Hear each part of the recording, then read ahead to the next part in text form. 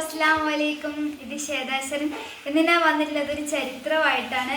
നമുക്ക് ചരിത്രത്തിലേക്ക് പോയാലോ?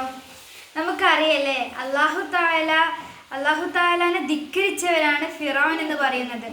ഫിറൗൻ്റെ കൊട്ടാരത്തിൽ മാഷിയത്ത ബീബി ഉണ്ടായിരുന്നു. അതായത് ഫിറൗൻ്റെ മകളുടെ കാര്യങ്ങൾ മാനേജ് ചെയ്യാനായിരുന്നു മാഷിയത്ത ബീബി ഉണ്ടായിരുന്നത്. ഒരു ദിവസം ഫിറൗൻ്റെ മകളുടെ മുടി വാർന്നു കൊടുക്കുമ്പോൾ ചീർപ്പ് നേരെ താഴേലേക്ക് വീണുപോയി. അപ്പോൾ മാഷിയത്ത ബീബി പറയുകയുണ്ടായി, അള്ളാഹുവിനെ അവിശ്വസിച്ചവർ നശിച്ചു പോയല്ലോ എന്ന്. മാഷിയത്ത ബീബിയെ ആ മകൾ ഇങ്ങനെ നോക്കിക്കൊണ്ടേയിരുന്നു. പിന്നീട് ചോദിച്ചു, എൻ്റെ ഉപ്പയല്ലാതെ വേറൊരു റബ്ബിനെ നിങ്ങൾ ആരാധിക്കുന്നുണ്ടോ? ഉണ്ട്, ഞാൻ എൻ്റെ അള്ളാഹുവിനെ ആരാധിക്കുന്നുണ്ട്.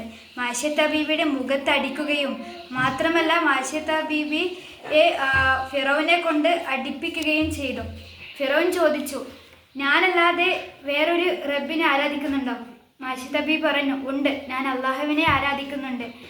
അങ്ങനെ മാഷിയത്ത ബീബിയെ ഒരു ആണിയിൽ കെട്ടിത്തൂക്കുകയും കൈയും കാലും കെട്ടിത്തൂക്കുകയും ഒരു എണ്ണ തിളപ്പിക്കുകയുണ്ടായപ്പോൾ ഒരു മാഷിയത്ത ബീബിൻ്റെ ഒന്നാമത്തെ മകളെ ആ എണ്ണയിൽ ഇട്ടു. എന്നിട്ട് ചോദിച്ചു, ഞാനല്ലാതെ മറ്റൊരു റബ്ബിനെ ആരാധിക്കുന്നുണ്ടോ? ഉണ്ട്, അള്ളാഹുവിനെ ആരാധിക്കുന്നുണ്ട്. പിന്നെയും ക്ഷമിച്ചു. രണ്ടാമത്തെ മകളെയും അങ്ങനെ ചെയ്തു. ചോദിച്ചു, ഞാനല്ലാതെ വേറൊരു റബ്ബിനെ ആരാധിക്കുന്നുണ്ടോ? ഉണ്ട്, ഞാൻ ആരാധിക്കുന്നുണ്ട് എന്ന് പറഞ്ഞു. മൂന്നാമത് അങ്ങനെ ചെയ്തപ്പോൾ മാഷിയ ബീബി അതിൽ തന്നെ ഉറച്ചു നിന്നു. എന്നാൽ അള്ളാഹുവിനോടുള്ള വിശ്വാസം മാറിയിട്ടേ ഇല്ല.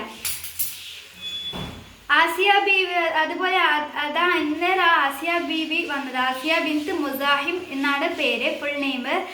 ആസിയ ബീബി ഇതെല്ലാം ചിന്തിക്കുകയും നന്നായി ഈ പാഠം ഉൾക്കൊള്ളുകയും ചെയ്തു.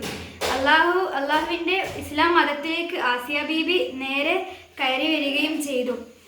ഈ ചരിത്രത്തിൽ നിന്ന് മനസ്സിലാകുന്നത് നമുക്ക് അള്ളാഹുവിനോടുള്ള ഉറച്ച വിശ്വാസമാണല്ലേ. നമ്മൾ അള്ളാഹുവിനെ വിശ്വസിക്കാതിരിക്കരുത്. കാരണം മാഷിയത്ത ബീവിയുടെ ആ ക്ഷമ, അള്ളാഹു ആ പരീക്ഷണം കൊടുത്തിട്ടും അള്ളാഹു താലെ ഉറച്ച് വിശ്വസിച്ച് നിന്നവരാണ് മാഷിയത്ത ബീബി. അപ്പോൾ ഇൻഷാ അല്ലാഹ് അസ്സലാമു അലൈക്കും.